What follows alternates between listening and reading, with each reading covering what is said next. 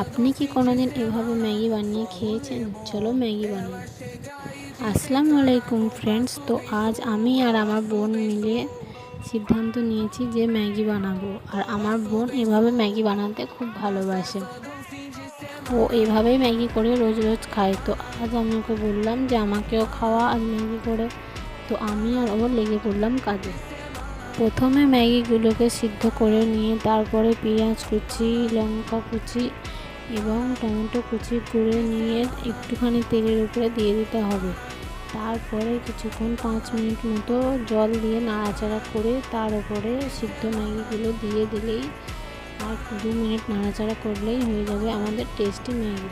বেশি কিছু উপকরণ দিতে লাগবে না। হ্যাঁ, লবণ এবং একটুখানি গুঁড়ো লঙ্কা দিলেই হয়ে যাবে আমাদের টেস্টি ম্যাগি। আপনারা ট্রাই করে দেখবেন আর